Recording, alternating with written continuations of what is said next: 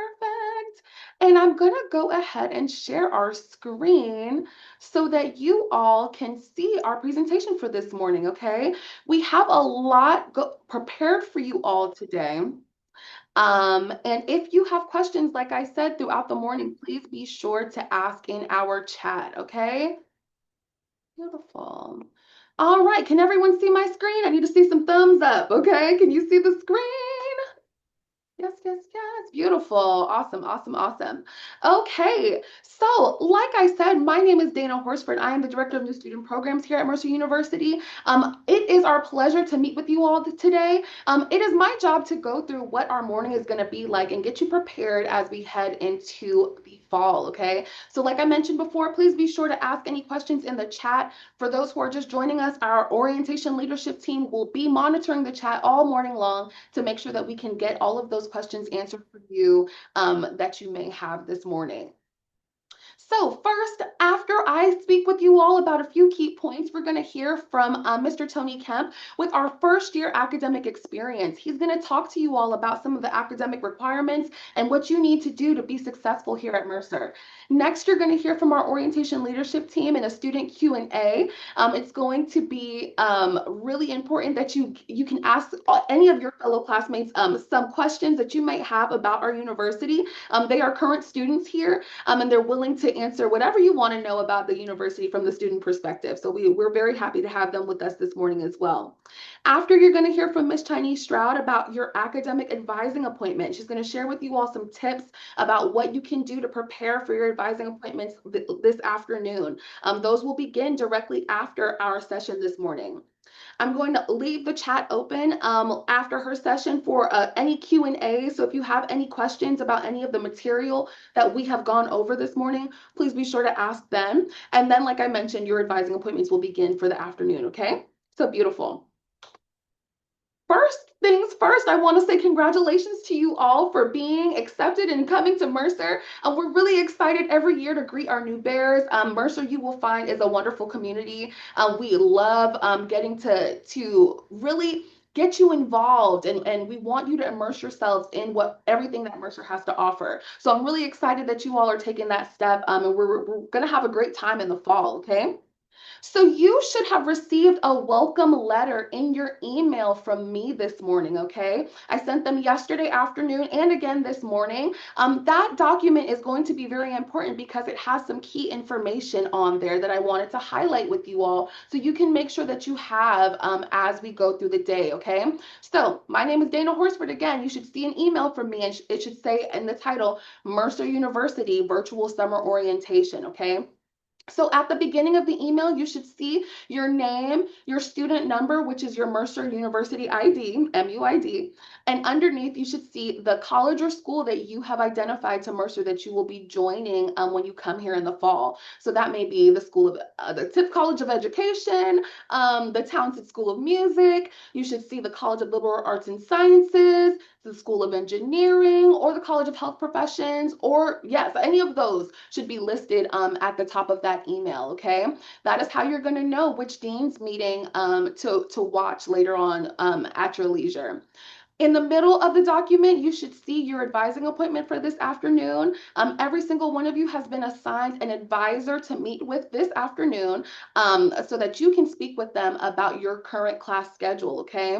Ms. Stroud is going to go in more detail about what those advising appointments are going to be like, but that is where you're going to see the Zoom or Teams link for that advising appointment and also the time of the appointment and who your advisor is, okay? I always say I advise you all to go and be ready for your appointment about 2 to 5 minutes before the appointment time. Each of the advisors has enabled their waiting room. So if you're finding that it's taking you a few seconds to get into the meeting, no worries. They see that you're in there and they will let you in as soon as they're finished up with their first person, okay? I've also included your dean's meetings, videos to the dean's meetings that happened this summer at our summer orientations. So basically, over our summer orientation days, a representative from your college or school spoke with the group about the program requirements in order for you to obtain your degree. So it's very important that you watch those dean's meetings. I have included the links to them, and you can always go back and refer to them later on as we go through the summer. But please make sure that you're watching those, because that might be, they may house some of the questions that you have, answers to those questions. So the deans are the experts in the field, and they're very, very wise, and they can answer all of those questions about those different program and degree requirements. Okay. I've also included links to our health and safety videos. Our Division of Student Affairs met with all of our students during summer orientation to answer questions about health and safety. They actually met with the families during our orientation schedule, but we recorded that just so that you can have all that information as well. And I've also listed links to our quick guide, our quick FAQ guide, so that you can go through and really go and find some of that information that you might need about health and safety at Mercer. Some other aspects of our in-person summer orientation days that you may be wondering, oh, am I going to get that information as well? We also are going to share that with you, especially during Bear Beginnings in August, okay? So you may be wondering, oh, I wasn't able to attend our Greek, our fraternity and sorority program workshop. No worries at all. In August, when you come, I'm actually going to host an opening picnic for you all, okay? With all of our Greek life, our organizations, they come out, and it's a big picnic on Cruz Plaza, where you will go and be able to get some of that information from our campus life office, and meet some of those people who will be organizing different tents on campus to meet you all, okay? So no worries there. And we'll also have our Bear Fair. That is where all of our campus organizations come. They each have booths in our intramural courts to come and meet you all. So in case you're wondering what Mercer has to offer, we have all of them lined up for you when you come in August, okay? So no worries at all. I know our orientation leadership team will go in depth about how to get involved in campus during their student Q&A part. So no worries, we will make sure that you have all of that information ready to go. I've also included your health, like I said before, the health and safety information. In there, our Office of Housing and Residence Life is actually in attendance in that video. So you should hear some housing information there. But if you find that there is a question that you still have about any housing and moving information, please be sure to check their website. I've included that link in this slide. And also their phone number is listed here as well, so that in case you need to call them and ask any questions, you have that contact information as well, okay? Beautiful. You will also in August meet with your official academic advisor. So that is the other piece of our summer orientation day.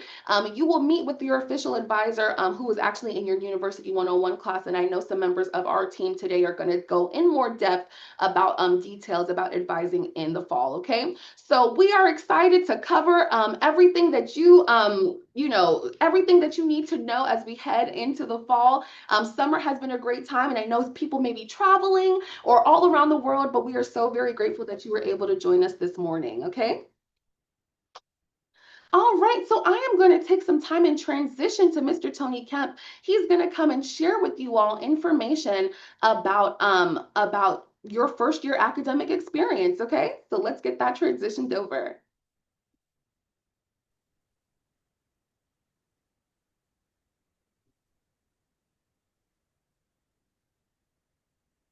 Good morning. It is indeed great to have all of you here. My name's Tony Kemp again.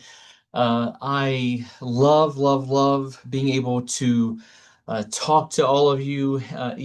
Sometimes in this format, it doesn't seem as exciting, but I do think that is one great thing that has continued to come from that nasty C word that a lot of us don't like to talk about anymore. But COVID gave us this, and we've kept it because it seems to work. Again, like Dana said, great to have you here. I've worked at the university now longer than all of you have been alive. I've been here since 1998, and I get to do a lot of fun stuff, honestly. And one of those things it happens to be what I'm going to be talking about for just a short period of time with you today. Like Dana said, and just as a reminder, please, if any of us are going through information and you're like, wait a minute, what does that mean? Or Can we follow up on that in some way? Please go ahead and throw those things into chat so that we can respond to them in real time, as well as possibly send additional information to you, if that is needed as we continue to go. Our goal for academic or for summer orientation really is to zero in on those things that seem to make the most difference in preparing you for fall. So whether you visited campus once or 5 times, or maybe this is your first real introduction to the university, we want you to be able to take away more pieces that will help you feel prepared for the academic part of what's going to happen during the fall.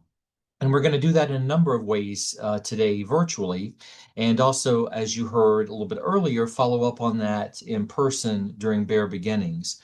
So, the academic meetings that Dana referenced, those video recordings, I really cannot stress enough how you need to watch those recordings. It is really, really important that you hear the associate deans, the deans, the academic advisors from your colleges and programs talk about those things that are required for you and things to help you get off to the best possible start, because it really is different for all of you depending on what your major is, what your college or program is, what you've done before you came to Mercer, what kind of credit you might be bringing in. I mean, so there's so many layers to that, and we want you to make sure we want to make sure that you've got the best information, the most correct information when it comes to all of that. So watch those recordings, please. You do get the individual appointments this afternoon, and I think we've scheduled those for about 20 minutes each, which tends to be a really good start for that. It is not the only time that you're going to get to talk to someone, about what's going on. Okay, so don't feel like, oh my gosh, this is it. It's 20 minutes and I'm done. No, there will be additional time throughout the summer if you want it, and also when you come back in the fall during Bare Beginnings. And so we will make sure that you have all of your questions answered about your schedule, and it really is in the best possible place that you need it to be for your success starting in the fall. Another piece that happens during orientation programming is placement exams. And so, even though you're not going to have an opportunity virtually to do that, these are things that some of you might have to take advantage of during Bare Beginnings. So I really encourage you to watch those dean's meetings and talk to your advisors this afternoon about whether or not this is something that affects you. Because again, it depends on your academic program. Some of you will have to continue with foreign language and math courses. Some of you may not, again, based on what you're bringing in or what you've done before now. So make sure that you know whether or not a placement exam is something that you need to take advantage of. That's really important. And then you will do that at a time during Bare Beginnings. You're not going to have to sign up for that. It's something that will be offered, and you'll just go at the time, that it begins, and show up to make those things happen. Another thing that we get asked during summer is this, people want to talk about, students and families and guests want to talk about more of the academic rigor and kind of what that means for Mercer. And I know, and I'm guilty of saying it, unfortunately, sometimes too, but that idea of, college is different than high school, but I mean, really, what does that mean? And again, it can mean lots of different things to many people, because all of your high school experiences are different, right? The size of your class, where you went to, where your high school was located, if you were homeschooled. I mean, if you took advantage of AP credit or dual enrollment, all of those things make a difference in what you've done before you've come to Mercer. And so, how are you going to do once you get here? So, I thought it might be interesting just for a second to think about what that meant for last year's first year class. Okay. So, we're going to think about for these numbers, these three numbers that I'm going to share here, last year's entering class. And so that was we had about 860 students in that class. And we are actually headed to over 1,000 with our class for this fall. So we're excited about that as well. Um, but we're looking and thinking about last year's 860, okay? And I'm going to look at three numbers, the average GPA of that class. And so I want you to be thinking about, what that might mean for you as well. Like, okay, what do you think that was? The average GPA after those students finished their fall semester, what was their class GPA? Any guesses? You want to throw it into chat? Or you could shout it out too if you wanted. Three So you set. said the average GPA for last year's. Yes, yeah. So that average class, after their first 16 weeks on campus, those 860 students, what that GPA was. And I see some, yeah, good guesses all the way Yeah, I around. would say similar to what people were saying in chat. So like around like a 6.4 to a 6.8 around. Okay, and I should have prefaced that by saying Mercer's system, which could be different from some of yours, the 4.0 is the highest that it goes. A 4.0 is an A 3.0 is a B, a Okay. 2.0 is a C, yeah, and so on. So I see lots of B pluses in there and some of the guesses with Yeah, that. probably like maybe an A minus, Okay, yeah. Okay. or an It was A. actually, Because I yeah, know some people, they like to start off strong a lot too. So maybe there could be some 4.0s in there, but yeah. I'd like the average overall probably between like a B plus and a A, Yeah, definitely. it was actually a 3.21. Okay. Hmm. So a 3.21, which again is a great start. I mean, it really is. That's again in the B range there, which is that's admirable with that 3.21. You also mentioned, Jerem, the idea of those students who would have had a 4.0 GPA. So a straight A GPA out of those 860 students. Any guesses as the number or maybe the percentage of that class that had a 4.0 GPA after their first semester? Mm, I mean,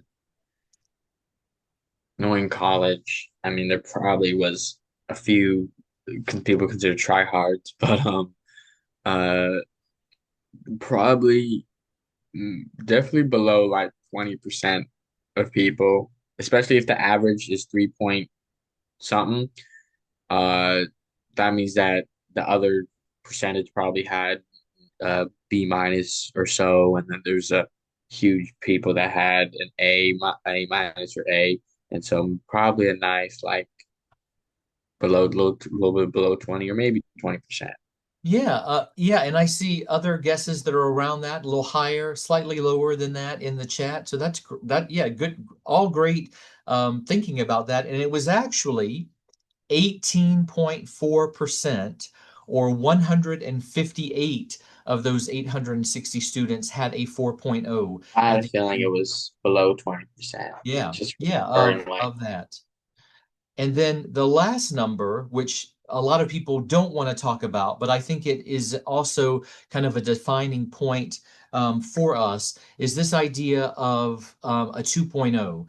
Now, if you're not familiar with this, the reason a 2.0 is important is because it is the number, it is the minimum that you need to be in good standing across the university. And so that means good standing academically, And it also could mean things with aid and scholarships. So you need at least a 2.0, to keep going. And I know there's no one here today that will go, yes, I just want to make the 2.0 or the C, and I'll be so happy. Of course not. You want bigger and better things for that. But sometimes, and you've heard, and you can see it in the chat, and you've also heard some of the comments too, that the first semester and the first year can be very demanding. And again, taking into consideration anything that you may have done before you got to Mercer, it can still be overwhelming and demanding in so many ways. And and so some students will finish that first semester not in a place that they want, to end the year. And they go, okay, what do I do about this? And how do I make this better? How do I adjust? And so that number for those 860 students last fall was actually 7.7%, or 66 students had below a 2.0. Now, that does not mean that they ended the academic year, so after the spring semester, with a 2.0 as well. Some of them, very few of them, might have done that, depending on what was happening. But many of those students were able to rebound and again do incredible things after that. Another reason that I share those numbers is because that also means that 73% of that class fell within that B and C plus range after their fall semester. And for some of those students, they were seeing grades that they had never seen before in their lives. And for some people, that could be a B, okay? Even more so, maybe a D or an F on an assignment, And again, that can be really jarring when students are faced with that, and it's time to reassess and readjust and work with some of the things that I'm going to talk about to make that better, okay, with in terms of what we're doing.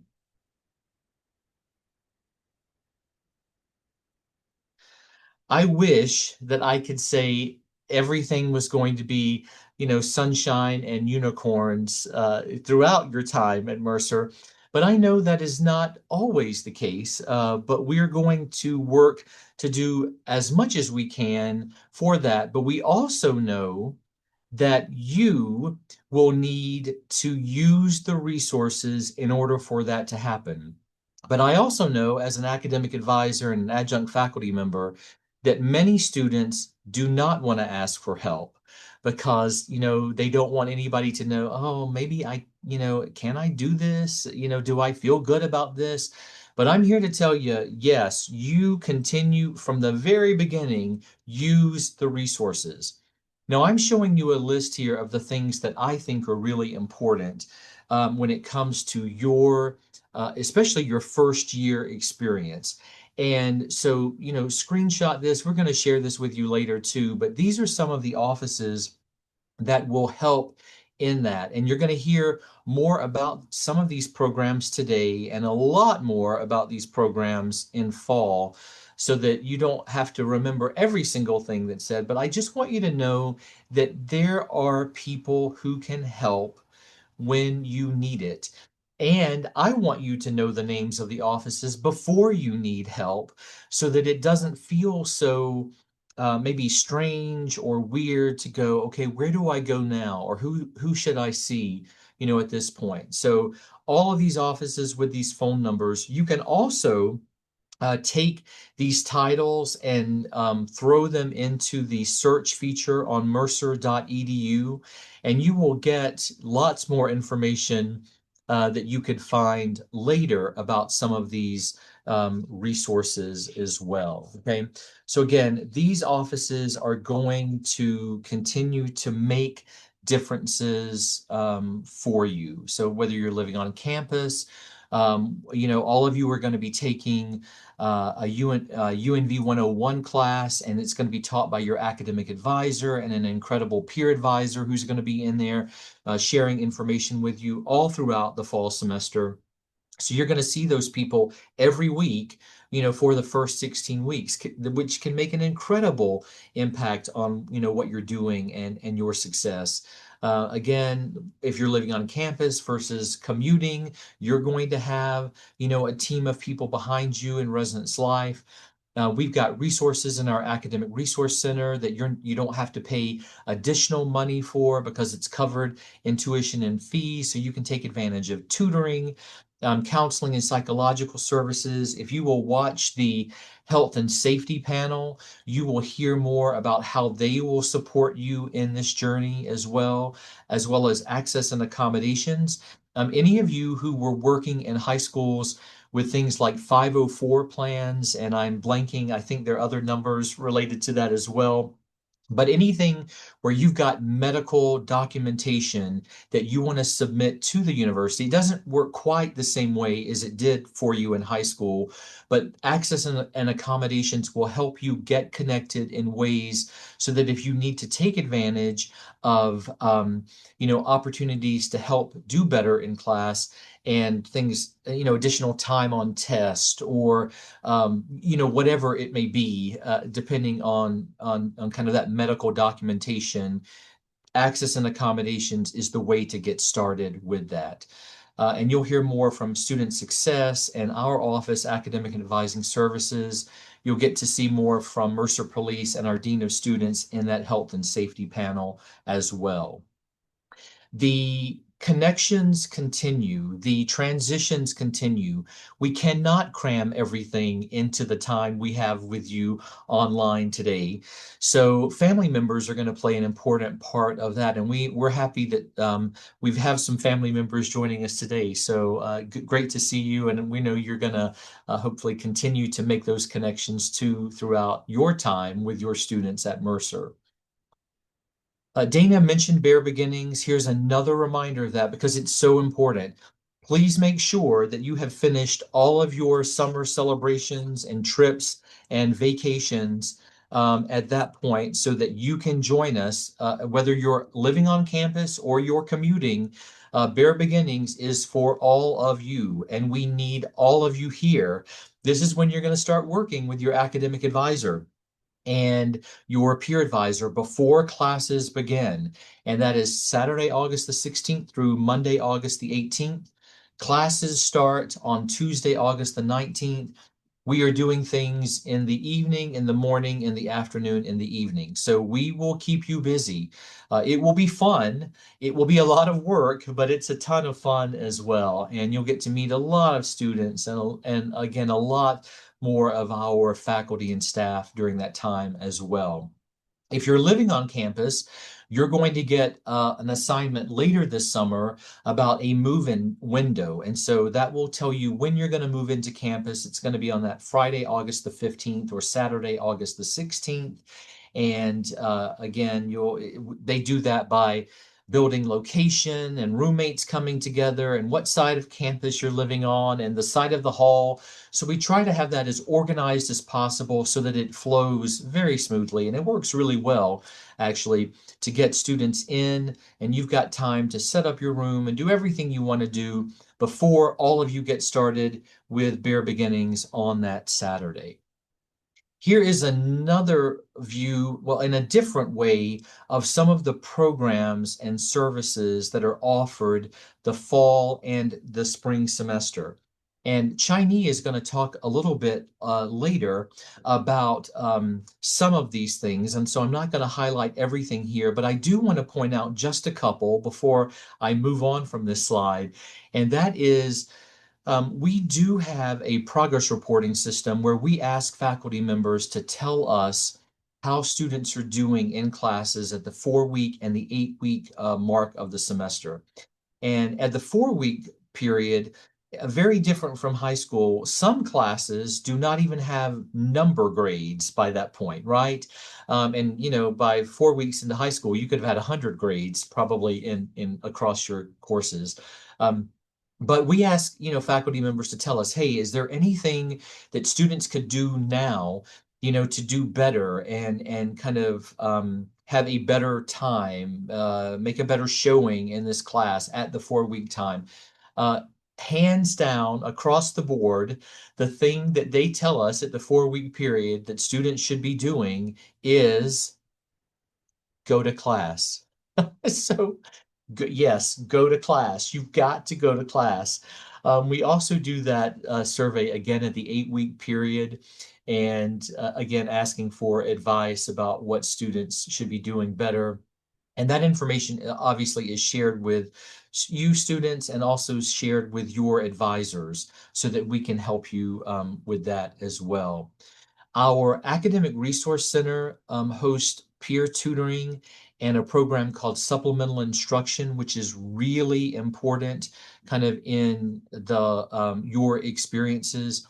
Supplemental instruction is where students are sitting in classes with you again, upper class students, and they did well in the class the first time, and they're sitting in class, and then they hold outside of class sessions for you to talk more about what went on in class, any concepts that might be difficult, anything you're having trouble with. And SI can really make a difference in how well you're doing. And we offer SI in most of our introductory math, our science and math courses. And so they're wonderful things to be able to, again, to take advantage of for you. If you are a pre-health student, so pre-nursing, pre-med, pre-PA, pre any of those things, and are thinking about now going to grad school and completing those things, you need to sign up for this GPS course. So you scan this QR code and you self-enroll in that right now. You can do it today, do it today, do it today. There is so much information in that course that you will need to know. And if you don't get it, you're going to miss out. Okay. So make sure that you enroll in that GPS course if you are pre anything, thinking about, again, nursing, med school, pharmacy, dental school, being a physician's assistant, and any number of things that may come after that. Okay. You also have to have materials to be able to do this. Mercer has a rental system, a textbook rental system that's called the Bear Book Bundle.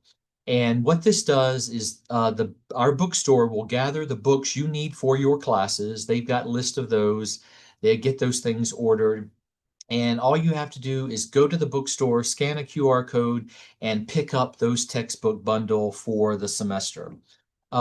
They've done research. It can save students, depending on your program, 30 to 50% off the cost of the textbooks. It is a rental system, right? So you're going to return those things at the end of the semester, but it's a great way for you not to have to source your own textbooks if you don't want to do that. Some people like that, but a lot of others, including me, when my son and daughter were here, they just recently graduated. I love this program because I didn't have to do any of that. So it was wonderful. You are automatically enrolled in it. Okay. It is $24.50 a credit hour. So, for example, if you got a 15 credit hour semester, you're going to pay $367.50 for your textbooks and the codes that are required to do things like homework and submit interact with the online materials for that the software related to the textbook. It does not cover things like protective eyewear, goggles, things that you might need, for labs, but it covers all of your textbooks and those codes for it. Some of you are in programs where one of your textbooks will cost over $200. So do the research, and when that bill comes in July, if you don't want to participate in the Bear Book Bundle, you can decline that. But do not take that off of your bill until you are absolutely 100% sure that you don't want to take advantage of that. Okay. The bookstore can give you more information about how that program works. You can go to bearbookbundle.mercer.edu and get that information as well. There's also a short video there that you could watch that I think is pretty informative to tell you how the program, a little bit more about how the program works. Okay. Please stay in the know. Please use us. Please let us help you because we want to do that throughout the summer and also when you're back here on campus, with us. If you scan that QR code, it takes you to Academic and Advising Services, where you will also find out more information about all of the orientation programs, including Bare Beginnings, which we talked about a little earlier. Okay. That is it in a nutshell for me. Thank you so much for being here, and I can't wait to be working with all of you a little bit more, a little bit later. Have a great rest of your day. Have a good Thank one, you sir. so Thank you. much. Thank you. Thank Awesome. you. Have a great day. Does anyone have any questions for Mr. Kemp while he's still here with us this morning? Any questions about anything that he discussed? Let's I see. have a question. Can you hear me? Yes. I was wondering, like, what is kind of the role of your academic advisor, like the one that we have our meeting with? Like, what's kind of the scope of like questions that we can ask them, like about, is it cl just classes or even like maybe if there's any extracurriculars or anything that we can ask them about? Yeah, and great question. And Chinese Stroud is going to handle that a little. She's going to talk about that very same thing, just in just a few moments. Yeah, from this. And so, yeah, please get as many questions as you want answered today. That's why we're here. And if you don't feel like you've gotten it answered, then call us, email me. I'll set up a Zoom appointment, whatever you need to make that work. We are here for you. We promise. Yes, definitely. And we'll be sure to share all of our contact information.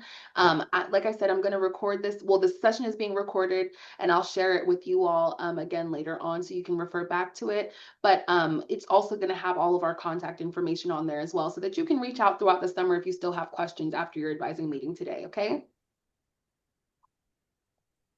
Beautiful. Anything else before we head up? Oh, here we go. I have a question. So if I'm in physical therapy, do I need to sign up for the GPS thing? Yes, do that. Okay, can Yeah. you put that back on the screen real fast? Yeah, and we're going to send it to you as well. Yes. Oh, okay, that'll Yes, I'll work. send That's it to fine. you. Yeah, we're going to give you so much stuff. You're going to go stop sending me stuff, but we won't. We're just going to keep sending it because it's important. All So yeah, right. All right, cool. Thank you. yeah, yeah, good. And there was one question. I know, what was that? Oh, yeah, books required for courses. Um, you can actually see that and it is when you sign up for it's in your, yeah, somebody said it in your My Mercer. Did orientation leadership team answer that? Uh-huh, yep. Yeah, that's right. You'll be able to see that in your My Mercer account. So if you haven't played with that yet, go ahead. You can't break it, right? So you can click around and see what's available there for you. But when you click on your class schedule and individual classes, it'll show you the textbooks required for each of those classes. Yeah, great question. Awesome. All right. Have a Anything great else? day. Perfect. All right. Well, thank you so much, Mr. Kemp. We are going to go ahead and transition on over to the next part of our day, which is going to be our Q&A session with our orientation leadership team. So, OLT, are you here? Here they are. Beautiful, beautiful. And they, along with our lovely graduate assistant, Miss Layla Works, they're going to answer some frequently asked questions that our students usually have. And then we're going to open up the floor for you all to ask them any questions in case they didn't answer or cover anything that you might have a question about. Okay? So OLT, take it away. Okay, I'm Layla Works. I'm the grad assistant. I will be behind the computer screen asking our orientation leadership team the questions, and I will now let them introduce themselves. Hi, my name is Neely. I'm a rising junior and I am majoring in marketing with a minor in graphic design. I'm Sita. I am a rising senior. I am majoring in secondary education with minors in English and great books. I'm Gabby. I'm a rising senior and I am majoring in marketing with a minor in management. All right, so our first question will be, what's the best way to get to know people on campus? I would say that the best way to get to know people on campus is definitely joining different clubs and organizations that you may have interest in, and just like simple things like walks around campus, like staying present on the weekends. There is an organization called QuadWorks that puts on a lot of different events on the weekends. So there's never not something to do. And just going to those kind of things, or maybe enjoying intramural sports, or, just eating your lunch in the UC, different people walk up and say hi. So, I mean, it sounds simple, but just staying present and not keeping yourself like locked up in your room and that kind of stuff, and just being out and around campus would definitely be my suggestion. Okay, so you mentioned some things about campus organizations. How can I get involved with that? So a great way to get involved with campus organizations is actually checking your Mercer Outlook email, because every week we send out something called Bear Blurbs, and it's going to kind of tell about the next week coming up, like what organizations are doing anything. And so that's a great way to either go to their info meetings or just attend an event. Another great way is to just ask around. A lot of people are involved in different organizations. So a lot of times people will just be able to direct you. And then another thing is either following them on Instagram, because I think almost every organization here at Mercer has an Instagram account. And so that's a great way to just kind of get in the know and see if you want to join them, see if you don't, or just see if you want to see what they're all about. All right, thank you, Gabby. Next, what on-campus job opportunities are available to students and how can I apply? There are a lot of job opportunities for on-campus jobs. Almost every department offers some sort of job for students. And if you have work study, definitely take advantage of that and get an on-campus job, because that's money that the government gives the school and that basically pays you. So definitely do that. But the ARC, the Academic Resource Center, has tutoring jobs. They have the front desk jobs. There's also Res Life that has office assistant jobs. There are departments in this, like each college of the school, because one of my friends one year was a office assistant for her psychology professor, that whole department in night. So there are a bunch of different opportunities. And also the UC has a bunch of like the gym people who stay at the front when you tap in, the people who walk or like open the gate when you walk in. They're just a bunch. All right, thank you.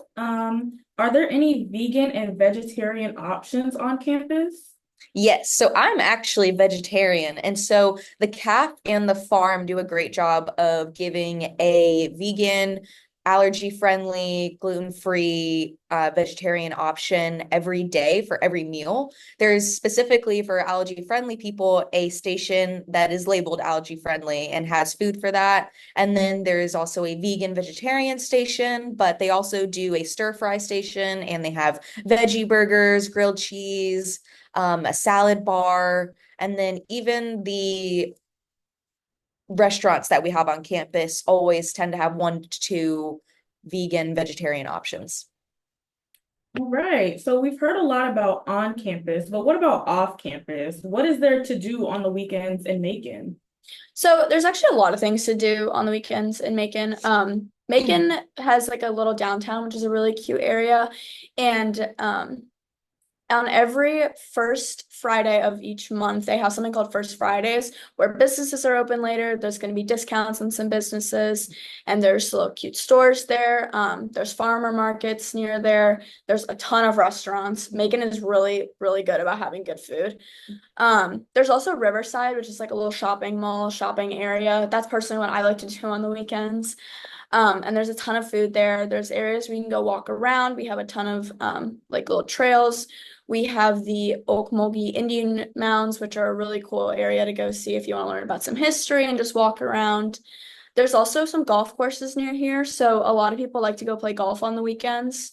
There's also a Buc-ee's that's about 20 to 30 minutes away that a lot of us drive to sometimes, so that's super fun. And then there's also a lake near here where there's like a little beach too. And then you can go hang out with friends, and when the weather's nice, it's super fun to go out.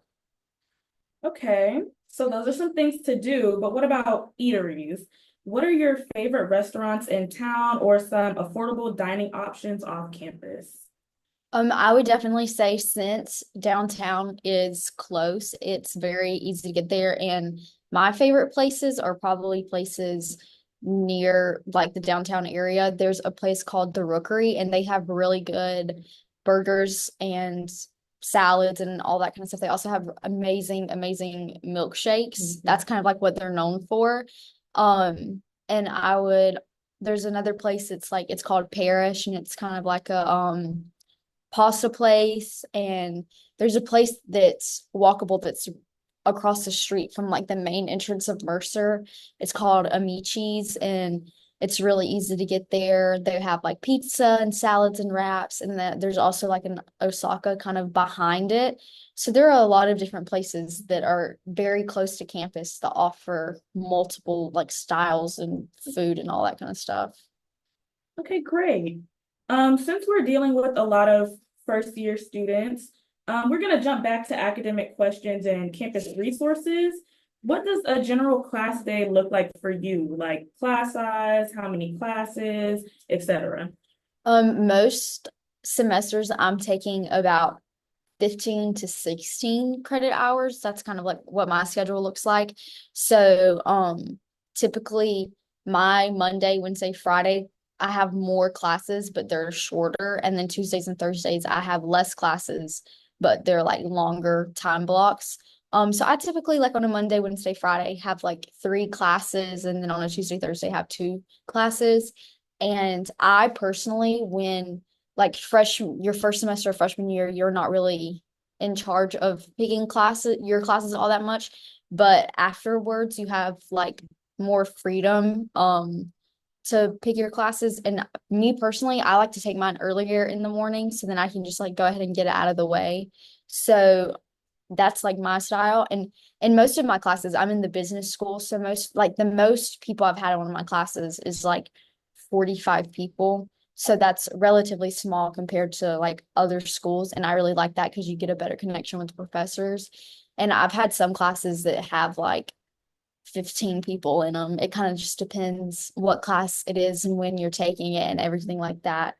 And some of the teaching styles that I've had is there's a lot of like lectures, and then like a lot of my professors will do like lectures in the first half and then maybe more of like a breakout session in the second half where you work with a group to answer some questions, or some professors will do like go over a couple slides and then watch a video explaining that kind of thing. It really just depends on what professor it is, but I would say most of mine are relatively heavy on lectures. Okay. What can you do if you're struggling in a class? If you're noticing that you're struggling in a class, there are a lot of on-campus resources. The biggest one is the ARC, and they have tutors and for different majors or in classes that you have.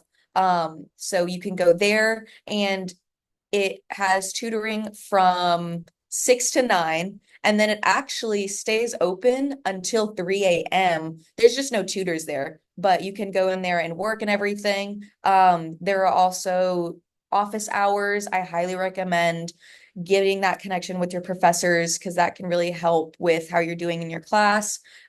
So if you have any questions, professors are really great about helping you along the way and answering questions and working with you because of the class sizes being smaller than a bigger campus. It really allows for that connection with the professors, and they always want to help. So never be afraid to ask questions, but office hours and study groups and going to your preceptor after hours thing where it's like a preceptor is another class that you have sometimes. So always going to those, your SIs, things like that just really help. Okay, so we've touched on academics and we've also touched on personal, fun things to do. What are some things that they can do to balance that social life and academic life? Something I would definitely think about is allotting enough time to do homework and study before you kind of put that to the side. A lot of times on weekends, that's when you're going to be doing a lot of homework because a lot of things are due Sunday night at 11:59. And I like to procrastinate personally. And so I struggle sometimes really hard finding time to go hang out with my friends, but also time to do homework. But I think the most important thing is to keep in mind that you are here for school. And while having a social life is super important here at college, that it's also really important that you do your homework and you get on top of things. So something I've been working on recently is trying to get everything done by Friday. So that way I can have a free weekend to kind of relax and hang out with my friends, go out to eat and stuff like that. And that way it's just during the school week when I'm kind of in school mode. That's not to say that sometimes during the school week I want to hang out with my friends or go out to eat rather than just stay in the library and do homework. But it's more important that you try to get as much done as you can so you don't have that weighing feeling on you while you're going out and doing something fun with your friends. And what can you do if you're having a hard time adjusting to classes or life at a new school? So Mercer has this really cool resource called CAPS, which is Counseling and Psychological Services. It's free counseling for students. It's included in your tuition. So that's a really great resource because you can go book an appointment with them and kind of just be able to talk about your feelings and what's going on, and it's completely free. Something I do too is I like to take a walk whenever I'm feeling overwhelmed because I feel like if I just put everything down, I put my phone down, I take a break from studying, I just go on a walk and I can breathe and then I can kind of recoup my mind and then go back into what I was doing. Something else I think that's really important is to call home. It's hard when you're a first semester freshman because you're going to want to go home every weekend because it's your first time being at college and being alone. It's a little bit more freedom. But I also think it's important to kind of just call home more regularly rather than go home. Just because calling home can kind of keep you grounded, but going home can take you away from meeting new people or indulging in our campus resources every weekend. So I think something that's important is just also to remind yourself of why you're here. Like you're here to get an education, you're here to do whatever your degree is or whatever you're here basically to pursue your academic career. So I think it's just important to keep yourself grounded. Okay, so we have one last pre-made question, and then we will open the floor to you guys on Zoom to ask any of the questions you want to ask. But the last question is, what is one piece of advice you want to give people who are just starting at Mercer? I would say like Mercer is what you make it. If you go into it with an open mindset, then you're more likely to have a positive experience and just like simple things like I know some people on my hall freshman year would like when they were just kind of in their room hanging out, they would leave their door open and like people in their hall could like pop their head in and be like, "Hey, like what are you guys doing?" Or they would play like card games in the common area and stuff just to like reach out. And even if like you don't become best friends with those people, it's good to have familiar faces walking around and just to like know people around you. So I would definitely say like making an effort to put yourself out there and make as many connections as you can will really change like the like cozy feeling of it. You'll feel more at home at Mercer. Yeah, and adding on to making connections with not just your peers, but also with faculty and with your professors. I know I talked about it a little bit, but office hours don't just sometimes have to be for going in for academic help. Like, yeah, they can start as that, but you can then start going in also just to build up a rapport with them and build a connection with them because that's what I kind of did with two of my professors. And I have great relationships with them and I can go to them for a lot of things. And like rec letters are always great too when you build that personal connection, but also building it with faculty and staff is a great thing to do. I think mine would be that it's okay to make mistakes. Like I said, it is your first time away from home. It's your first time kind of being your own person completely by yourself. And so I think we're very hard on ourselves, especially academically. At least I am. And so, like, if I failed an exam or if I made a mistake in a friendship, I was super hard on myself. But I think one thing that changed when I came to college was that it is okay to make mistakes. That is a part of life. And when you make a mistake, it's kind of like known you're going to make a mistake in college. It's going to happen at some time. And using your resources, using CAPS or using your friends or just going on a walk can help. Just kind of calm your mind and realize that it's okay if it's not the exact way you planned it or if you did make a mistake. All right, well, thank you guys for answering our questions. Is there anybody else that has any questions that they would like to ask our orientation leadership team? Let me go ahead and read some of these in the chat so y'all can answer them, okay? We have a lot in the chat. So let's see. First up, are there any jobs to help you find, are there any jobs to help you get experience in your degree field? I would say yes, because you can always be an office assistant, again, like I said earlier, to the departments in there, and you're working with professors and helping that way. You can also be a preceptor, and that is teaching the students sometimes, and well, not sometimes, you're teaching the students in that fourth hour extra class that you get once a week. And then it's called SI for labs and everything. You can be an SI.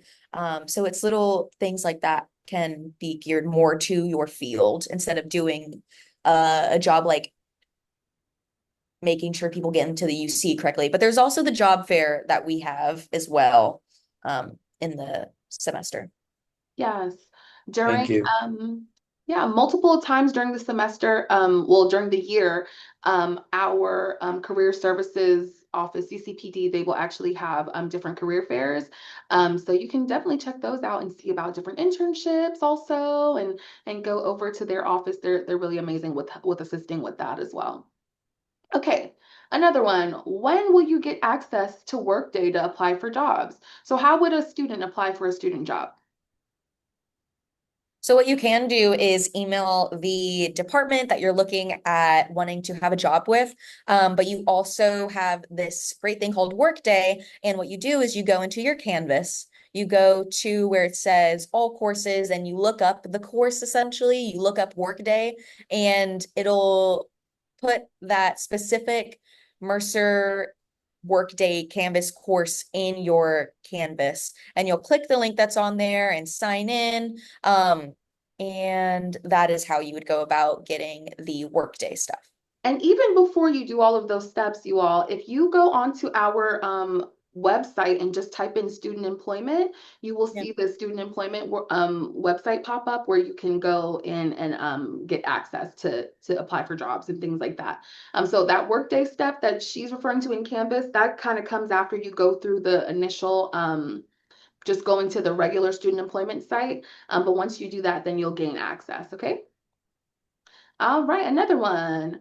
Are there places people can walk to if you don't own a car or any kind of transportation?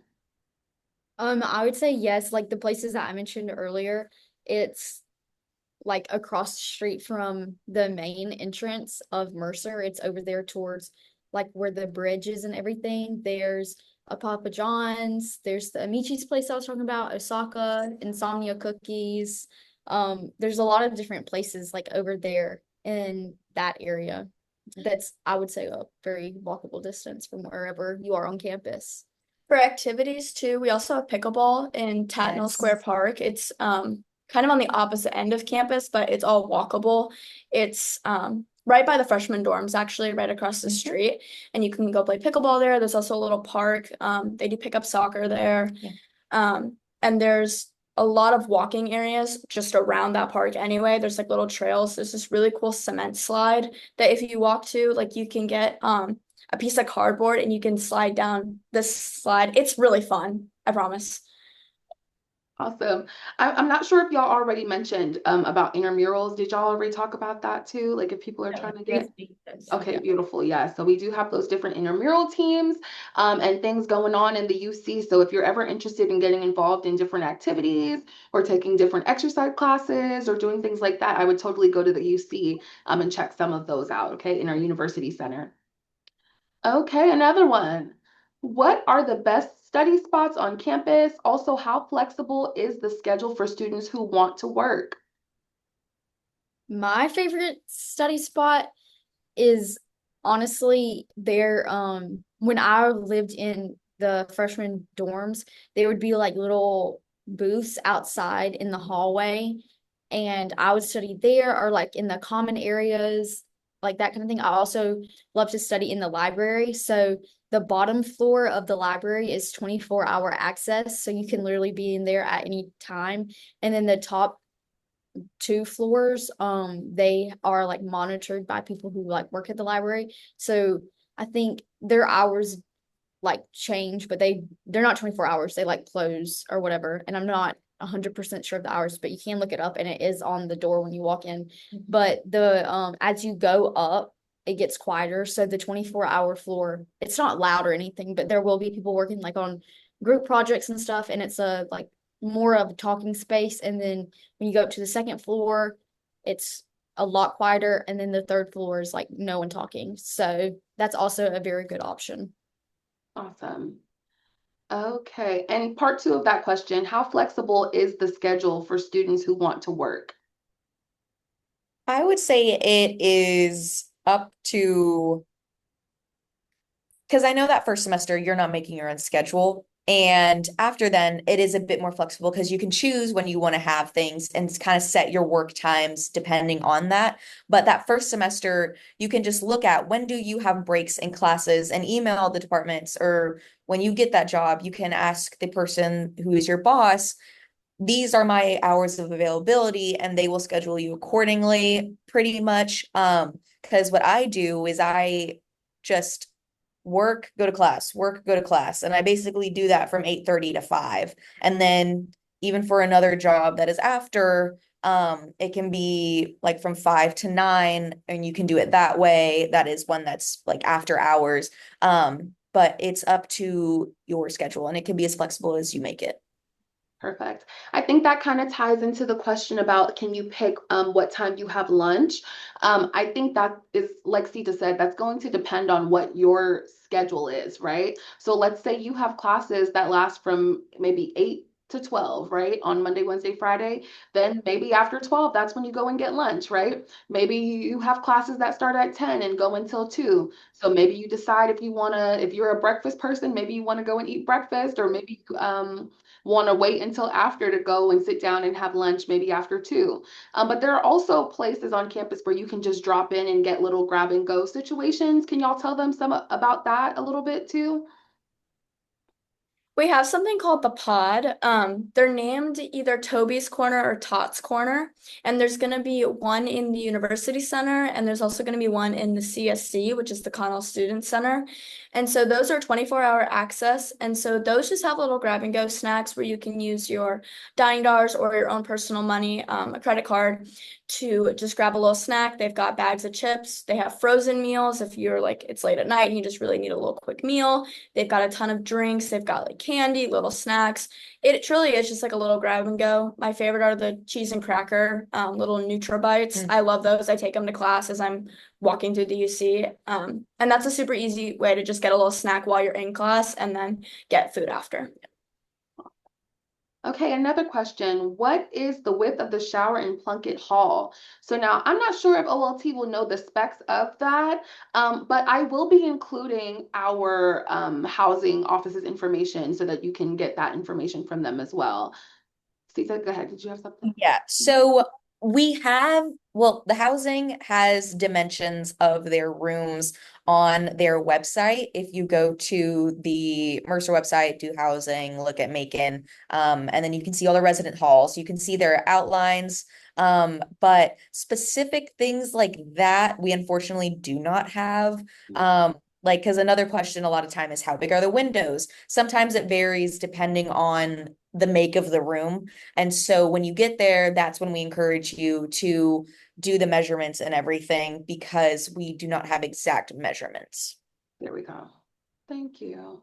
But again, if you want to contact our housing office and ask them, I'm sure that someone over there would be able to assist you with that. And like I said, I will be sending out all of that information, okay? Another question. How much time outside of class is spent on homework?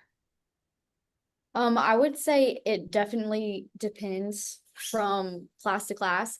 I would say that don't I usually don't have what you would think of, like considered typical homework like you would in high school.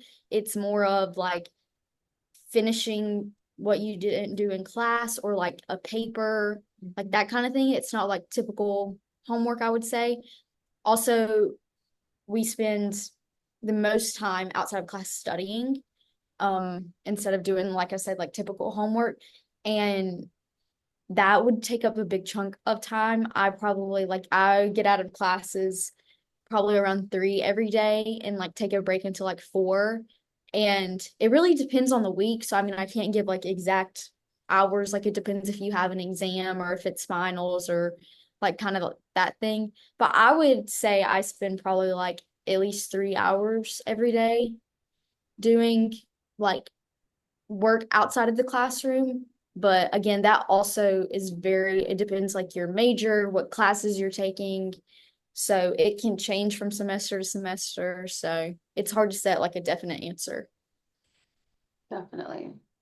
Okay. Are there any clubs that you would recommend to first semester students? Definitely, like what Neely said earlier, QuadWorks is a great one to get involved in campus and know what's happening around campus. Because in QuadWorks, you're the one that is organizing what's going on around campus. So that's always a great way. But you will have the Bear Fair where you get to see all of the campus organizations at once, and you will talk to people that are in them and see about joining them, get contact information. Also, MU Miracle is a great one.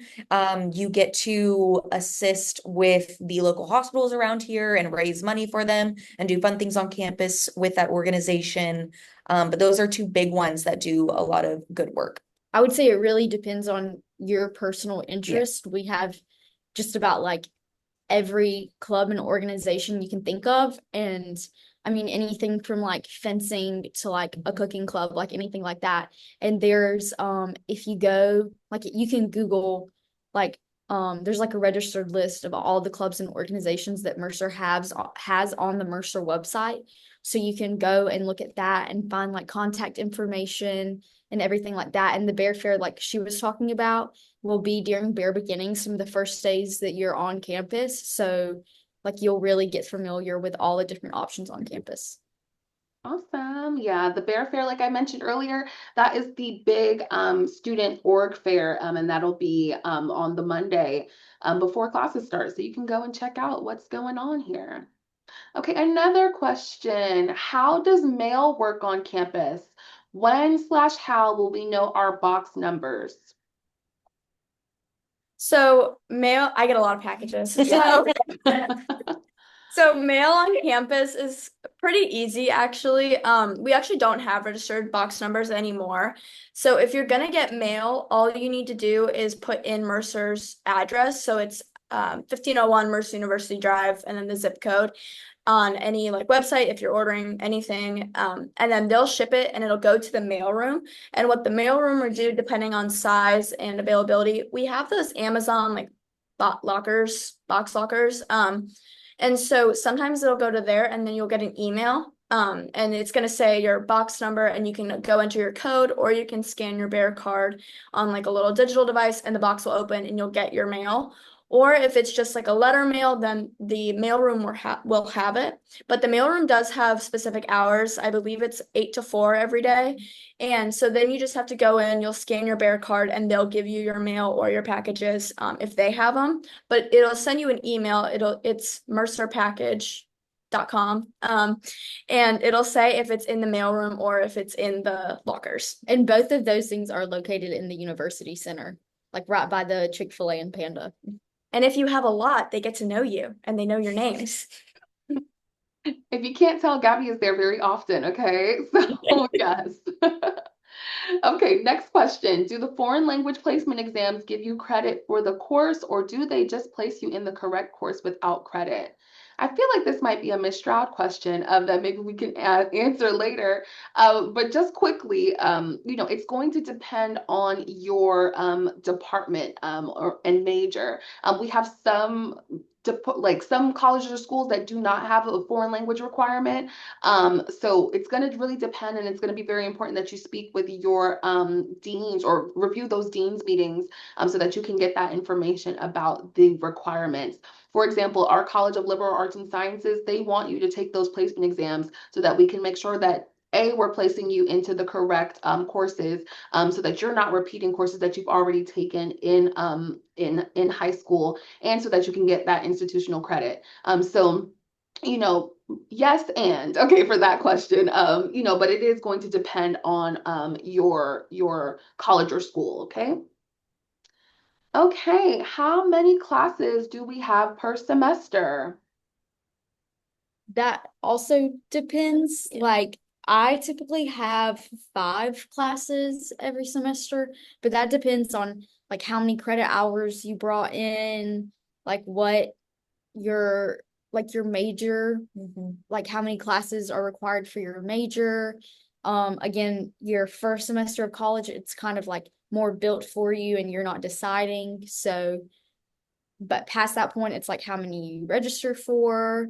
It's very dependent on a lot of different factors, but I typically take 5 every semester. The Yes. minimum number of credit hours is 12. So it's around 3 to 4 classes, depending on if a class is 3 credit hours or 4 credit hours. So, but that's the minimum to be considered a full-time student.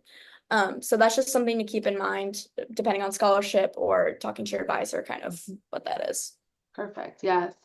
Your credit hours will affect financial aid. Okay. So it is important that you make sure that you're full time, if that is your plan, and really have those conversations with your advisors and your financial aid counselors. Okay. Okay. Do we have any tips for move-in day? And before they answer, I'm going to let you all know that our orientation leadership team members, they are also what we call our peer advisors. So peer advisors are those students who are in your University 101 classes with you throughout the year, but they also assist you all throughout Bare Beginnings and opening days, which is first year move-in. It is very important that you review the housing website and all of the information there so that you can find all of the necessary things that you need to know about moving in on campus. But I will say we do make it very easy for you. Our peer advisor team, along with our Mercer movers, that's what we call our community volunteers that come in to help. They will move every single box for you to your room for you. So all you have to do is label those boxes with your room numbers and pull up to one of our unloading sites, and we will unload all of your items and put them right outside of your room for you, or if you already have your keys and access, we'll put them inside for you. Okay. So no worries. You don't have to do any heavy lifting. All you have to do is make sure that you have everything labeled. Okay. So that's the most important thing, I think. But did y'all have any other tips for them about a moving day? No, you pretty much answered all of them. Just, yeah, again, make sure you check the housing and residence life guidelines, about sizes of mini fridges, of bed frames, if you choose to bring a bed frame in. Yeah, just make sure you're up to date with all those. Awesome. Yes, yes. So, I wanted to ask further on the moving thing. So, 'cause I didn't get to hear that first part. So Okay. we can bring all of our boxes and stuff that we're going to be having, and we bring with us to the campus, and then they'll bring it to our housing area. Right. So you bring them to campus, and we'll have a lot of housing directions to kind of Okay. get you over to your residence hall. And you will see when you arrive, there will be tents set up, and you'll pull up and you'll, let us know what room number you're going to. And then we will take all of your boxes there. But the thing is, they have to be labeled. Okay. Okay. So when you receive that housing information, they'll be sending out information about move-in a little later on in the summer. And they will inform you of all the directions of how to make sure that all your stuff gets placed in your room. Okay. All So right. you don't have to lift up anything, but you do need to have everything labeled. Okay. Got it. Thank you. No problem. Okay, just another note for move-in days. It's very hot in Macon, Georgia, in August. So please make sure that you're staying hydrated. We have hydration stations around on those days as well for you to make sure that you're doing all right. But make sure that you're staying hydrated. Don't be afraid if it rains. We still move you in the rain, okay, in case it drizzles. And rain usually doesn't last too long here, in case you've never been around. So it's kind of almost like Florida sometimes. It comes really quick and then it passes. So no worries about that either, okay? All right, let's see what else. Um, are there any leadership opportunities available on campus, even for first year students?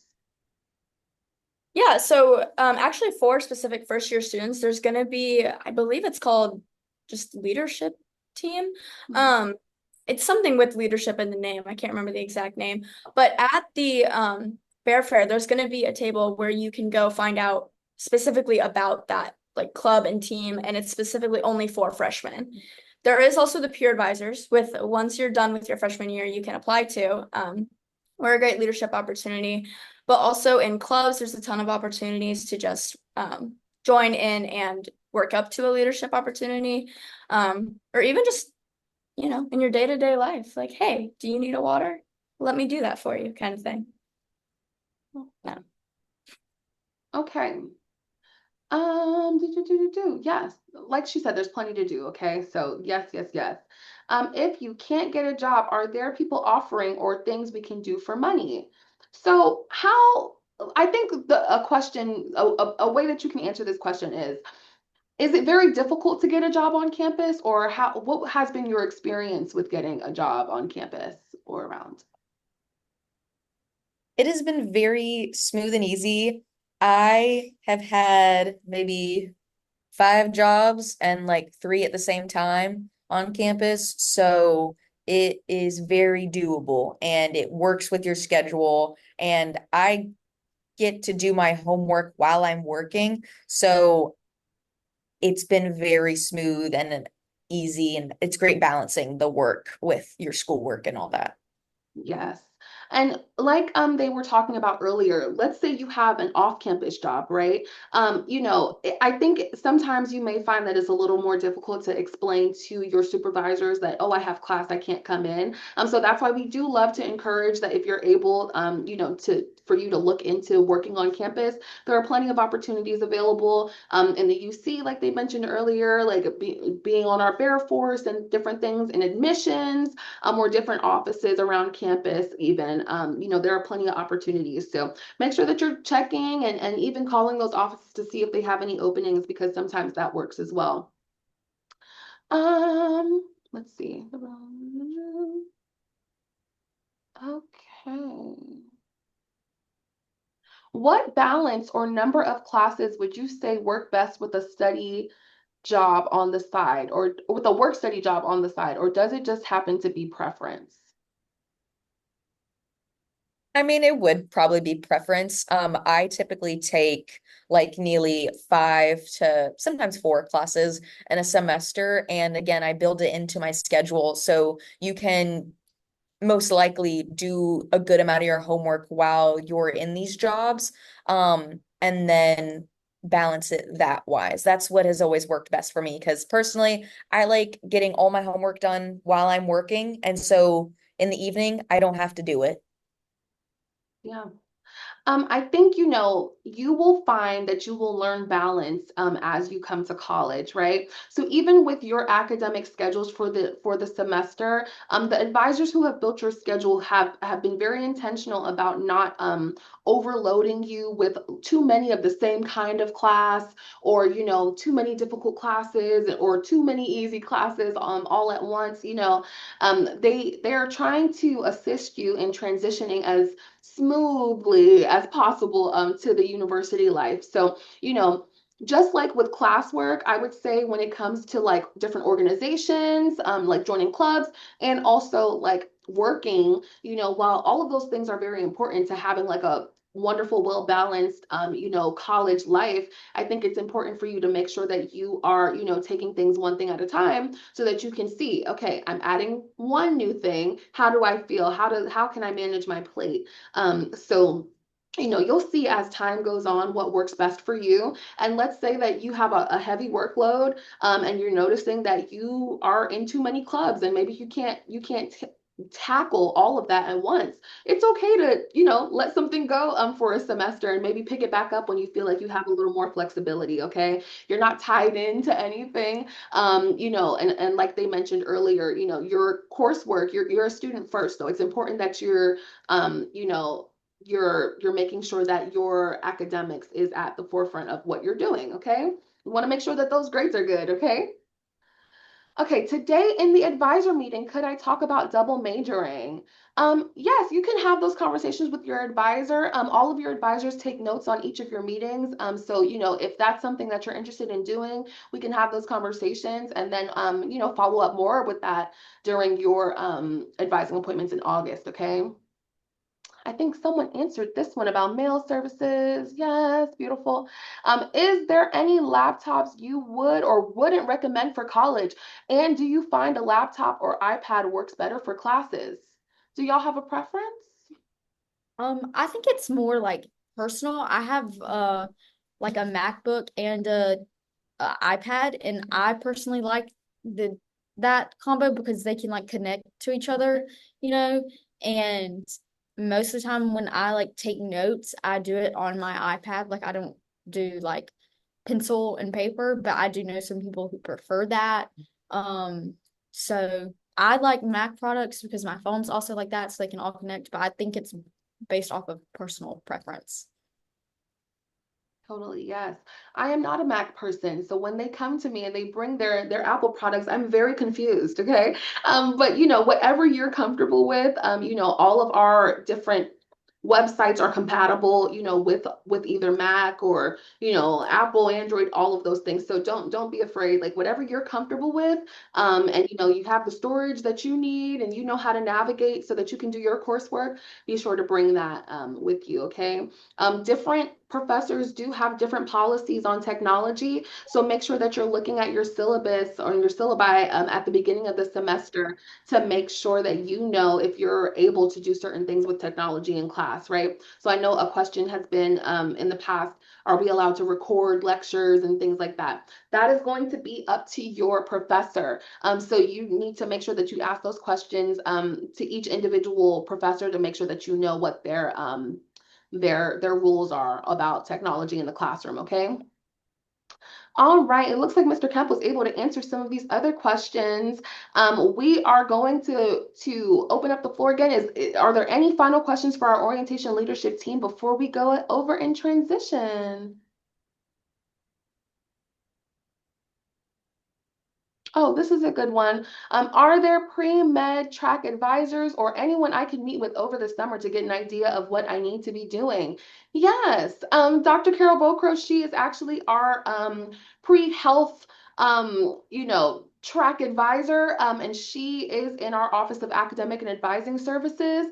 She is also the one who monitors that GPS course that Mr. Kemp highlighted in his slides, and we'll send that information over so that you can get in there and get registered. But if you have questions about any pre-med, pre-health, pre-anything, and you want to ask some of those questions, that is going to be your primary contact is Dr. Carol Bocros.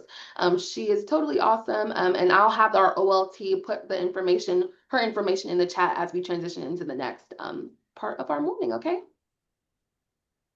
Wonderful. Okay, well, thank you so much to our orientation leadership team for leading our session and Layla for asking the very important questions. We are very excited again to see you in the fall. You will see OLT as you're moving in and throughout the various sessions of Bare Beginnings.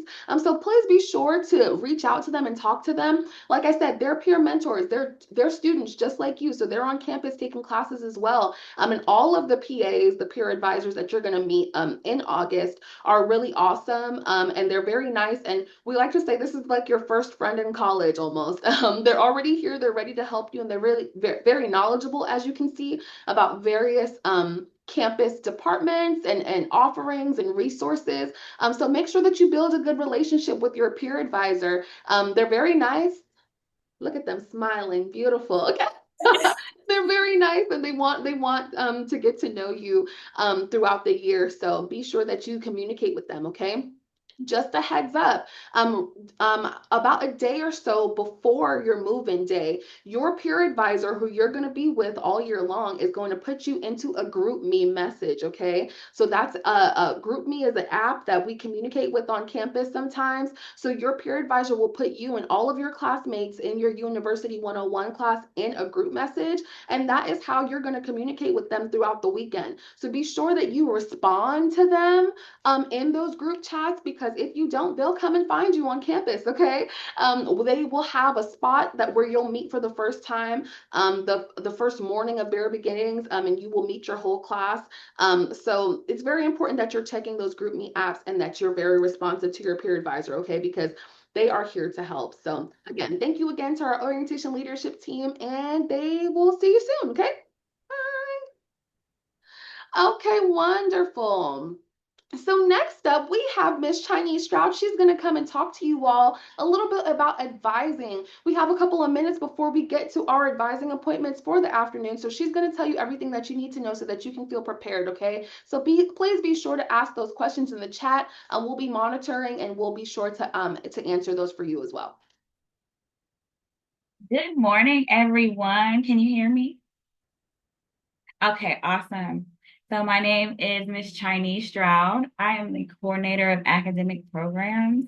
I'm going to go ahead and share my screen. Surely, let me see. It's right here. Share. Okay. So again, my name is Chinese Stroud. I'm the coordinator of academic programs. So many of you, when it comes to coming to Mercer as a first-year student, students have the common goal of taking these courses, matriculating through college, getting to that finish line of graduating, but your journey may look different from someone else's. So I want to be sure to notate that though many have asked, how many classes do we usually take? And again, as these ladies have covered, it really depends on what type of credit you've already brought in, and what your journey may look like towards that end goal. But overall, we are going to make sure that we prepare you to be successful in your college journey, to be successful after college, and to place you in that right direction, okay? So when it comes to your fall 2025 schedule and talking to your advisor, please ask those questions that may arise. With the double major question, that was an awesome question. You are able to look further into that. And with that may come an additional workload. So while I may say that most students take 5 courses, it may be that you may have to have additional courses to maintain both of those majors. So, with more exploration comes more responsibility, and we're going to make sure we prepare you for that responsibility, okay?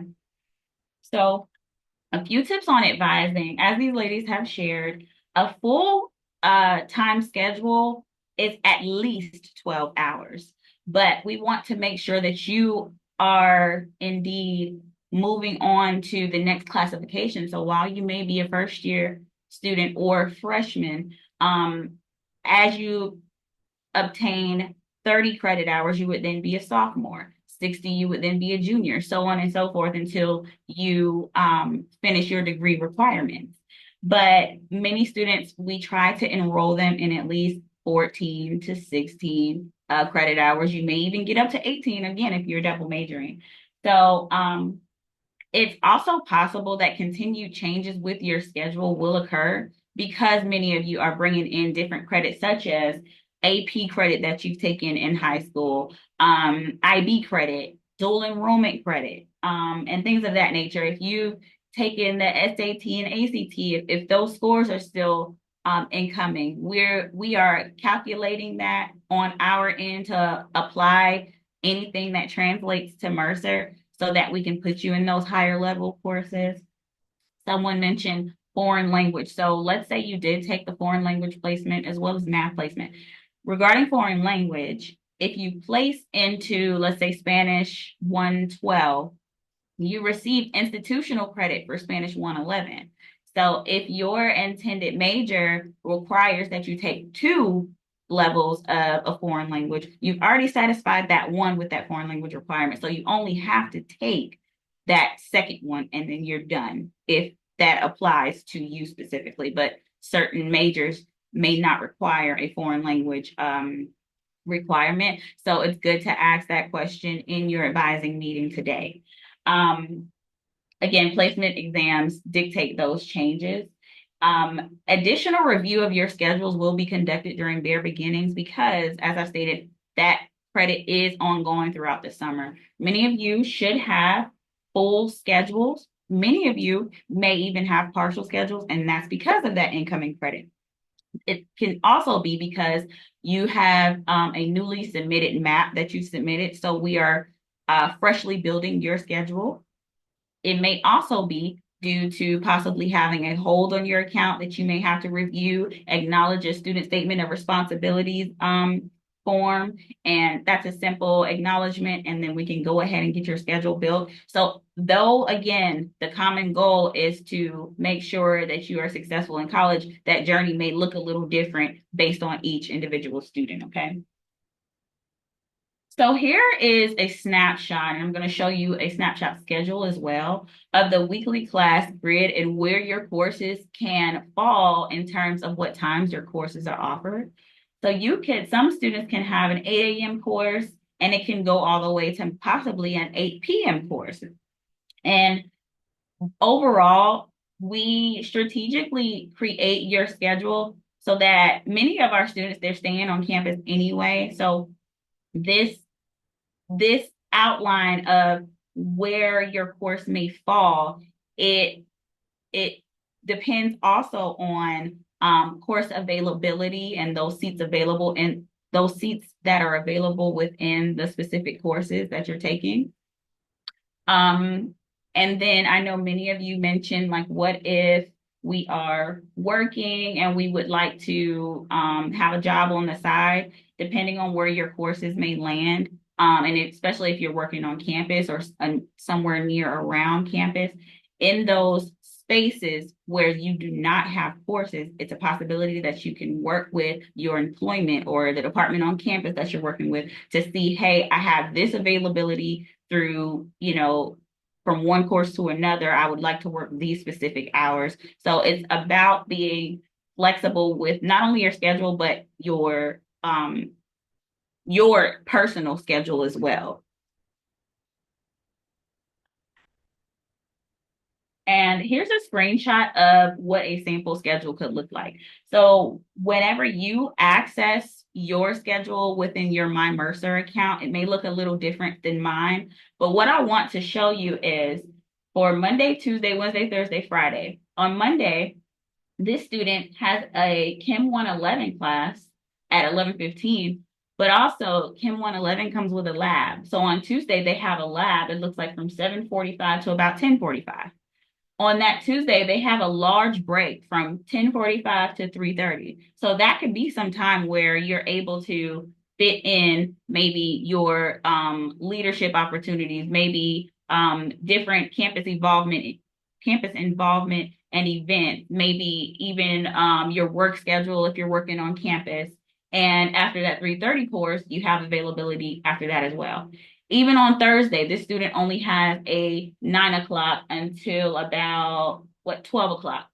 After 12 o'clock, they're free. They can go to lunch. They can do some homework. They can do some studying because then that following Friday, they have that chem class and that biology class once more. Again, I've mentioned if you have holds on your account actively right now, you more than likely do not have a schedule built. So please look at your My Mercer account. If you have holds, go ahead and take care of that right before your advising appointment so that we can go ahead and take care of your courses. Again, if you've recently submitted a map, that can affect having a full schedule as well. But do not worry. We are taking care of you, but we want to make sure that you are also doing your part so that we can work cohesively. all first year students will be taking a UNB 101 course. So what is UNB 101? Basically, it is preparation for your time as a student at Mercer. So it outlines different tips to help you be successful in all ways possible, mentally, academically, emotionally. We encourage you to build those relationships with not only your peers, but your faculty members, because they are the ones with the knowledge that will put you in the right direction towards the steps that you need to take. Someone asked the question, how can we get employment in our specific field that we want to focus on once we graduate? Well, that is a great step in the right direction. Building those relationships, building rapport so that you can pick their brain on, okay, what type of opportunities do you know of that you can share with me? You will have weekly contact, as it was stated, with your peer advisor and your academic advisor. Your academic advisor will be your UNB 101 instructor for that first semester. Your schedule is built for you. However, as I will share in this next slide, we are building you towards success for you to self-advocate. So though it's built for you this semester, next semester, we're going to prepare you, but it's on you to enroll in those courses. So we're going to make sure you're prepared. We're going to have Wednesday workshops as well. Those will cover helpful and need to know topics such as studying skills, things that you need to better prepare you and make sure that you're successful and ultimately to prepare you for your success. We want to keep your family involved and informed. They are handing you over into good hands, and we want to make sure that they know that, hey, we're taking great care of you. You're having the time of your lives, and you are our family as well. So we plan to have communications go out to families. That is in the works. And I believe it would be a very helpful thing and a very soothing thing with families, having their students come to college, and some are empty nesters now. So we just want to make sure the family knows that they are a part of the Mercer family as well. And as I've mentioned, you will take care of your spring semester schedule. And so we want to make sure that we build a high self-efficacy, and that's your ability and your confidence that you are able to step out into your new environment and succeed in every way possible and utilize your resources. So while we're preparing you for spring, you are then responsible for your spring semester courses. Around October and November, you will meet with your academic advisor, your peer advisors, to go over the schedule for spring semester, what may be offered, what courses that you may need to take, how you're doing in your current courses, that can look like, and what that can impact you moving forward. So as long as you put your best foot forward, you are involved, you are taking that step to make sure that you understand what is transpiring, and utilizing your Mercer email is very important. That's how we communicate majority of our information to you. So if you do not have access to your email now is the time to make sure that you have access to that, okay? In your advising meeting. They are, as it was stated, in 20-minute increments right now. However, you are more than welcome to reach out to our office with any questions. We are excited to have you, and we want to make sure that all of your questions are answered and we point you in the right direction. And with that being stated, while changes may occur through the summer, you will be able to see those changes in your My Mercer if it applies to you. Again, as credit is ongoing and incoming, we should receive majority of AP credit in July. So if you are an AP student and have taken AP, we should receive that credit more towards July, but you will also have another opportunity to meet with your academic advisor in August during their beginnings on August 17th. And so overall, that is what I wanted to share with you. We welcome you once again. And if you have any questions, please feel free to ask or post in the chat. Thank you.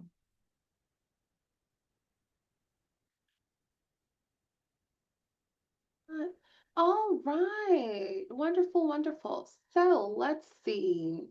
Is the screen share still going? Here we go.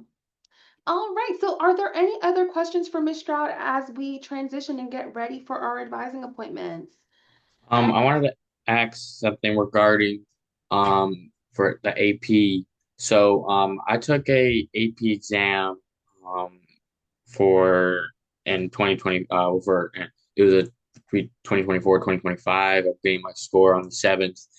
Will I still be able to send when I get that score, will I still be able to send it when I get it to y'all? Yes. So you would send your AP scores through College Board and you would make sure it sends to Mercer. It does take a Okay. little bit of time to receive, but it's the sooner you send it, the better. Okay, so once I get that score, I can just send it in. Yes. Thank you. Okay. Um, okay, another one. When do we register for spring classes? I'm actually pulling up that schedule right now. Let me see. So we can see exactly when our registration is. It usually happens towards the end of the fall semester.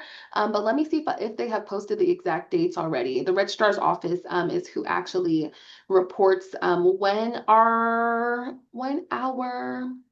registration days are. So let's see.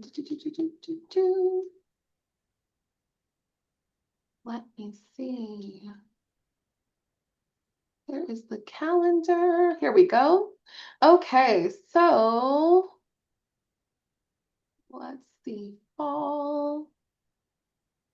Okay, registration for spring summer will happen in late October, okay? So late October is when registration for the spring will begin, okay? And like Ms. Stroud said, you will be registering for your spring classes yourself. So you'll have a bit more flexibility there. Our peer advisors, as I mentioned before, are going to be with you all year long. So in October, even though you're not in University 101 for your spring semester class, at the end of the fall, they will come and help you with registration. They'll also come again in the spring to help you with registration for your next year. Okay, so if you need any assistance, they're there to assist you there. Okay. Okay. And when will the registration start for the upcoming fall?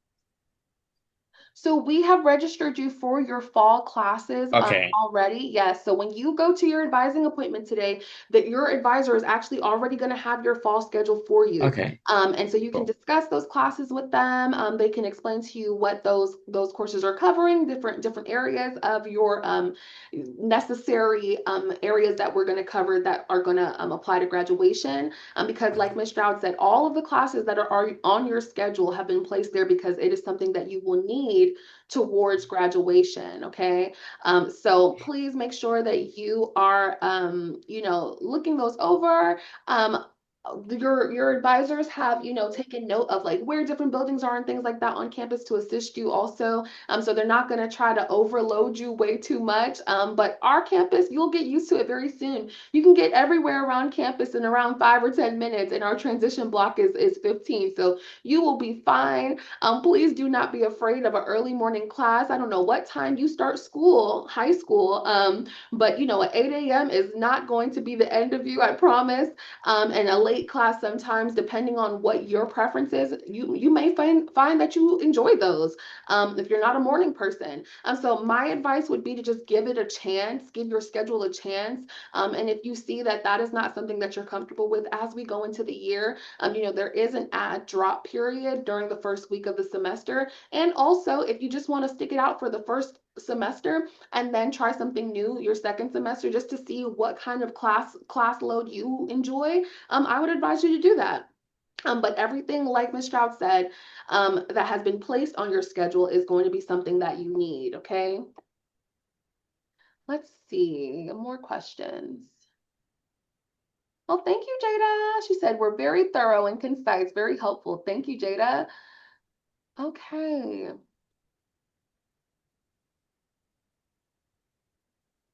Oh, yes, Mr. Kemp answered the question about the religion classes. Yes, it's just in the general education category. So there are different options for religion. So yes. Any other questions?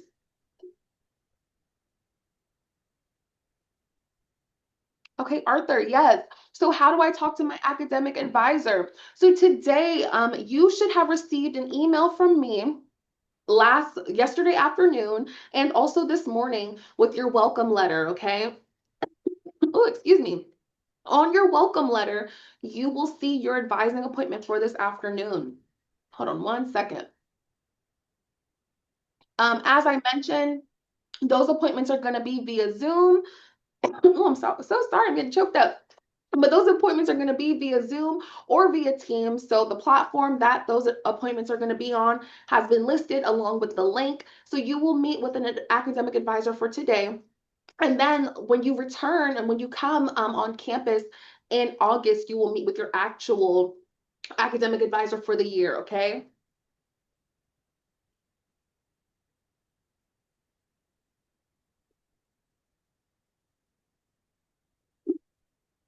Okay.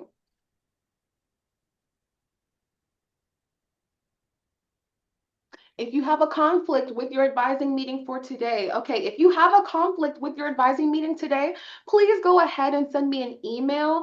You can respond to the email that I sent out this morning. And just let me know that you'll have a conflict and let me know if there's a better day or time that you would like to meet. We might have to organize with our advisors to get that scheduled. But if you're unable to meet at all, you will meet with your actual academic advisor again during Bare Beginnings. It's actually going to be the Sunday of Bare Beginnings, and they will sit down with you and have those conversations so that you feel comfortable as we head into our first semester, okay? So send me an email if you're unable to make it to your advising appointment. You could just respond to the one I sent you this morning, and I'll forward that over to Ms. Stroud so she can let your advisor know. But if you're unable to meet or unable to reschedule this week or whenever, we will make sure that you have a conversation with your advisor before we head into the first day of school, okay?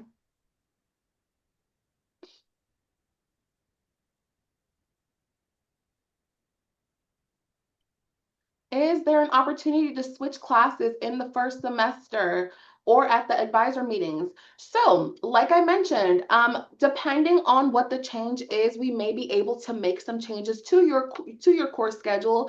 But like I said, I do advise you to give it a chance, give your schedule a chance. You may find that your schedule is actually something that you are really comfortable with. And like I said, all of your advisors have made sure that the classes that are on your schedule are things that you're going to need to fulfill different requirements, okay?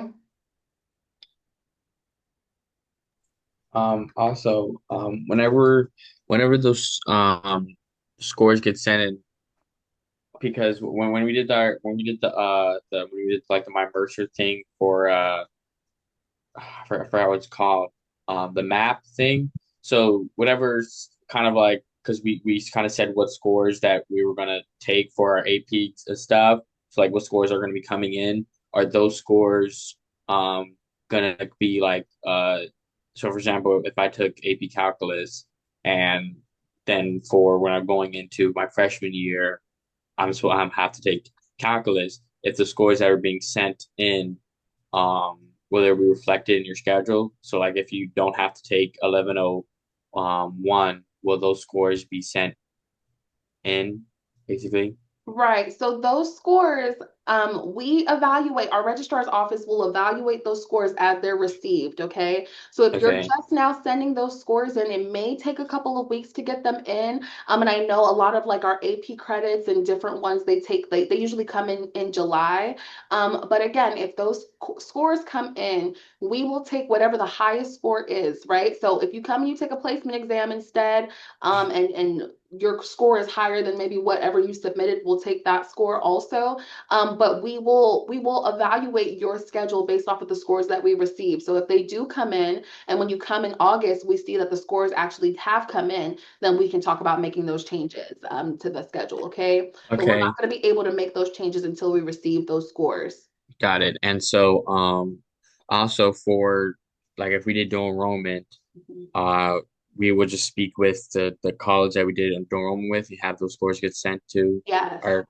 Okay, Yes, exactly. So you'll have those, all that information sent over to the registrar's office, okay? And then they will submit them and make sure that we have them so we can make those adjustments. okay, thank you. No problem. Okay, can we buy textbooks and course materials from outside sources, or do we have to go get them through the Mercer Library? You, of course, can get your course materials from any source that you would like. Like Mr. Kemp said in his session, I think it's really important to do your research on where you're going to get the best deal for those course materials. We do, of course, encourage the Bear Book Bundle just because it makes your life a lot easier. You'll see your course materials and textbooks actually listed for you already. So it's not like you have to go and search or wait until you get the syllabus to do that, because all of our instructors and professors have identified to the library, which, not the library, but to our bookstore, which of the materials that you're going to need for the semester. So the Bear Book Bundle does make your life easier in case you just didn't want to have to worry about doing all of that. But of course, I encourage you to do your own research and look to see if you can get a better deal anywhere so that you can get some of those things answered, okay?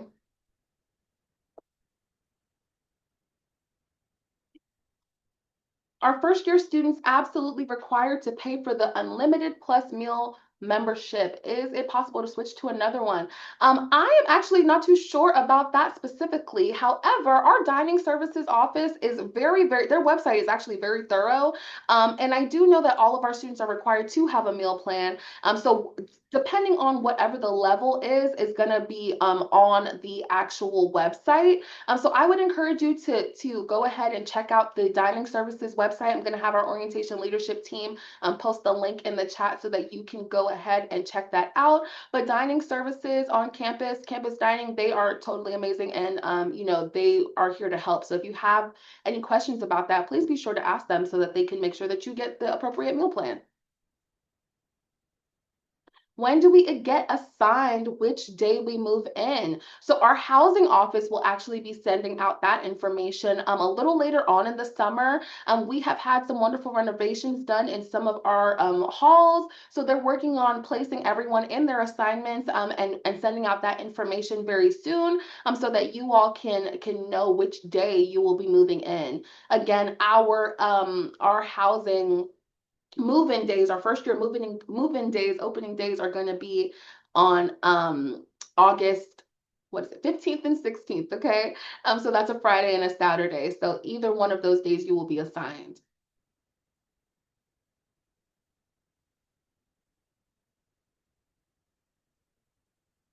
Okay, how do I send my final transcript?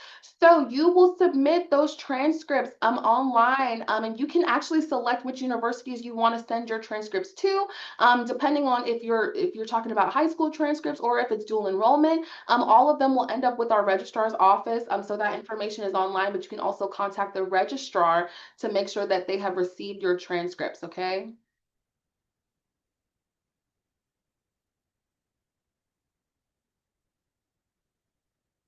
Dual enrollment courses are also listed on my regular high school transcript. Would I need to get them separate or one from the school? So usually, from my understanding, the registrar would need the transcripts from the institutions, but this is also going to be a question that I would implore you to ask our registrar's office, because if you don't have to send a separate one, then you should. I wouldn't if you don't have to send a separate one.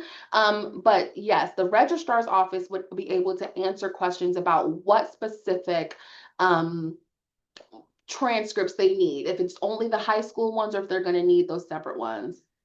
Yeah, Dana, we do need the actual college and school to send the Yes. transcript. So yeah, even if it's on your high school transcript, which is done quite often, the school in question has to send the official transcript. Yes. Thought so. Thank you. Yeah. All right. Are commuting students required to purchase a meal plan?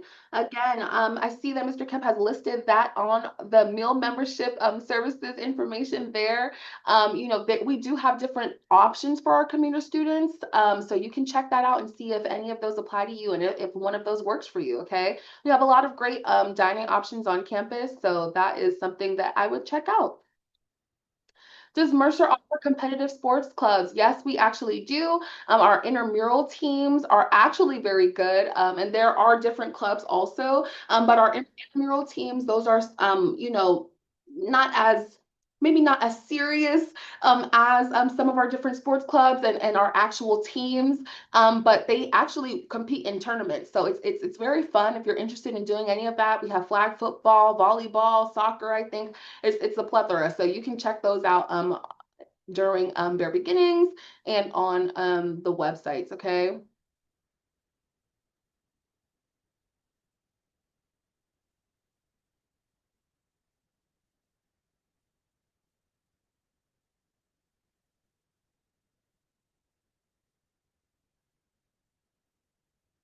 Okay, the question, I live in Jamaica and did high school there. Okay, beautiful. So yes, for these CAPE units, I would contact our registrar's office about if they have received oh, you haven't received them yet. Okay, so yes, I would contact our registrar's office about receiving that information because I'm sure that that is going to be influential in your credits and how things are received here. So I would just contact them just to make sure that they are receiving them. And like I said, as we receive all of that information, it'll get evaluated. So no worries, okay? We'll make sure that we're in communication about that.